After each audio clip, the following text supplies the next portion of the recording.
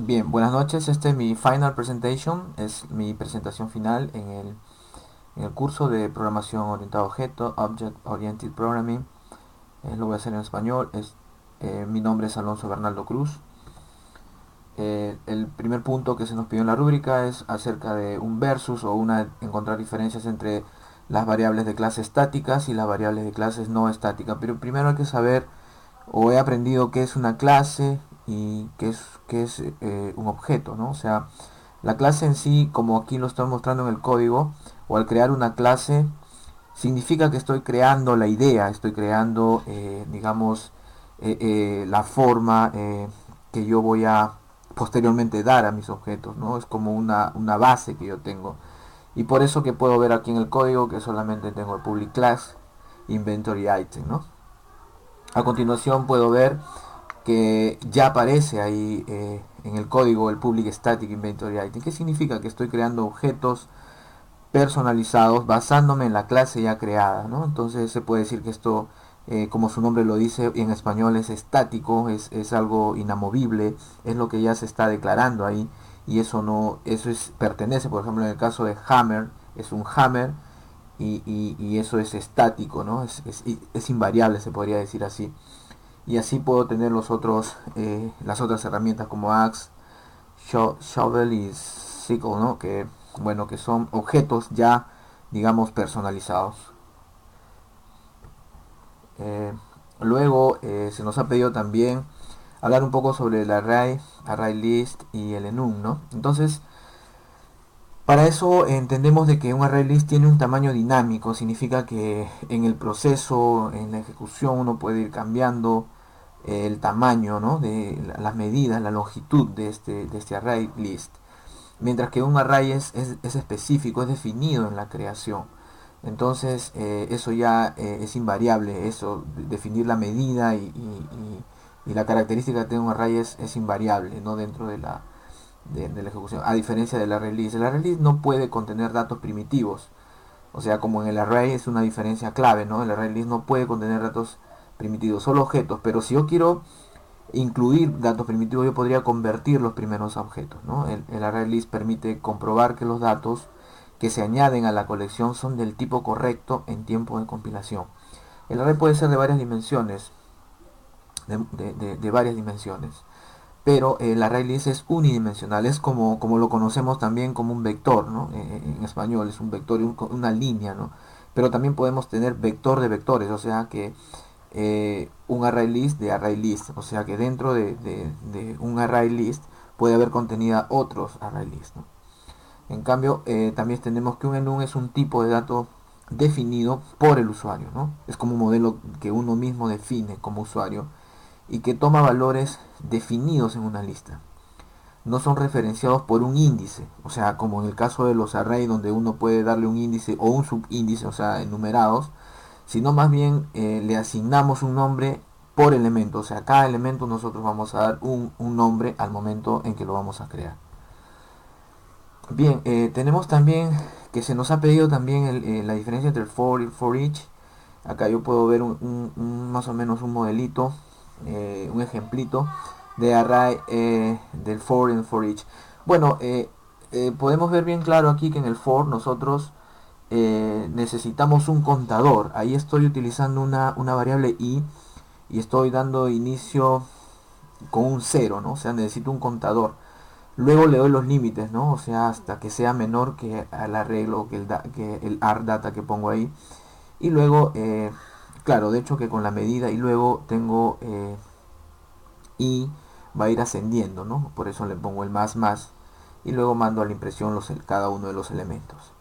En el for each no necesariamente tengo que poner for each, sino simplemente yo me doy cuenta que es un for each porque yo no utilizo el contador, sino directamente me voy al elemento que se encuentra dentro del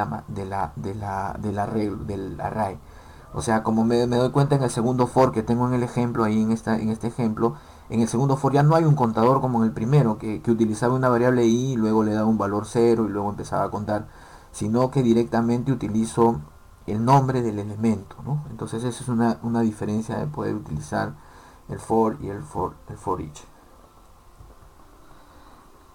Tengo un ejemplo de un array, un array que puedo ver también que es de dos dimensiones, ¿no? Para la locación, estoy señalándolo ahí. En el caso de cuando hicimos el mapa, para la ubicación necesitábamos dos puntos, ¿no? Entonces necesitábamos digamos un array de dos dimensiones, por eso vemos ahí en private location, ¿no? Entonces utilizamos private porque debe ser una ubicación exacta, ¿no? Eso no puede moverlo, ¿no? Porque si le pongo como público podría variar. Entonces también tengo un modelo de array list o mejor dicho al momento de crear el array list, ¿no? En el código que nosotros hemos hecho. En esta parte nosotros estamos creando la lista, o mejor dicho, el array list para los animales. Utilizamos este modelo justamente porque son del mismo elemento, o mejor dicho, del mismo tipo, y son objetos, ¿no? Lo que estamos creando en el objeto, mejor dicho, la clase animal tiene muchos objetos, ¿no? Que van a ser incluidos en este array list. Bien, y tengo un ejemplo muy sencillo que hice de public enum, donde hago una lista de atributos, de adjetivos, ¿no? Como por ejemplo good, fair y poor, donde estoy viendo claramente que son de tipo calificativo, ¿no? Y bueno, ese es el ejemplo que les quiero dar.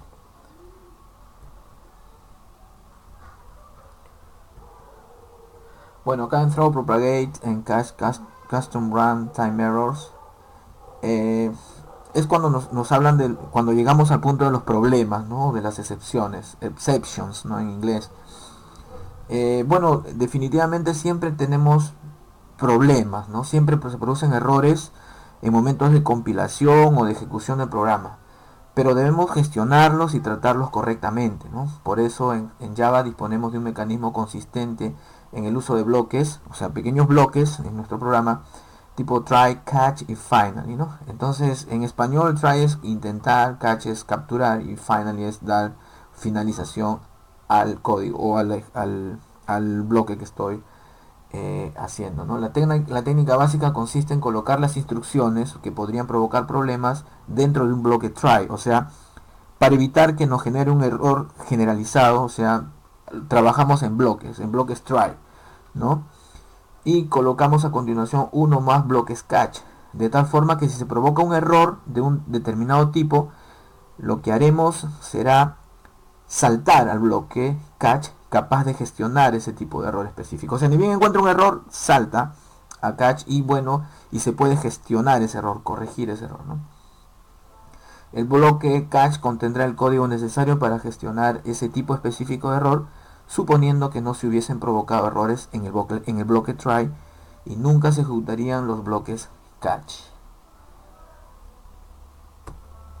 Ahí tengo más o menos una estructura ahí que he puesto, ¿no? Un try, una estructura que he graficado, ¿no? Donde en ese bloque va código que puede provocar errores. Entonces, si encuentro un error, salta hasta catch, ¿no? Y vemos ahí dos variables, tipo 1 y tipo de var 1. Catch lo gestiona, ¿no? Gestiona y luego así sucesivamente con los siguientes bloques, hasta finalmente tener listo en la parte finally el código que se va a utilizar, ¿no? Ahí tengo en el código en el que trabajamos, o sea, puedo ver que ahí incluso de pasada utiliza el parse int, ¿no? Recuerdo que antes de esto utilicé un if para hacer una especie de filtro, ¿no? De filtro para reconocer si es, por ejemplo, un número o un carácter, ¿no? Entonces el parseInt convierte el número entero. Entonces esto me permite también hacer un filtro, ¿no? Y no me va a permitir que yo utilice, por ejemplo, caracteres en este caso. O sea, cambiamos ese if por este try, de manera que nos generaba, o sea, mejor dicho, nos ayudaba a hacer como un filtro de poder encontrar los números que realmente queríamos ingresar, ¿no? Los números que realmente deben de ir, o sea, que deben ser enteros. Entonces el catch hacía el trabajo y si no encontraba, ¿no? Entonces nos lanzaba un mensaje de que debemos ingresar el número válido, ¿no? O como dice ahí en el mensaje en inglés, you must enter a valid number. Carácter stream versus byte stream. Una secuencia de archivo de bytes lee y escribe datos binarios de un byte a la vez en orden secuencial. Se puede usar para leer y escribir datos de caracteres almacenados en formatos ASCII. Las secuencias de caracteres le permiten leer y escribir datos de caracteres independientemente del formato de los datos y admite caracteres en formato ASCII y Unicode. Proceso de entrada y salida de datos. Hay tres pasos básicos que debes seguir para leer y escribir datos en Java.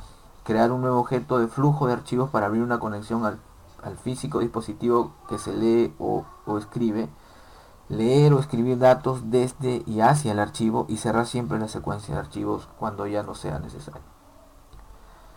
Bien, entonces esa ha sido mi presentación. Hay puntos aún que de repente necesito explicar mejor o mejorar. Y bueno, eso ha sido mi participación. Espero haber aportado en algunos puntos. Y bueno, muchas gracias.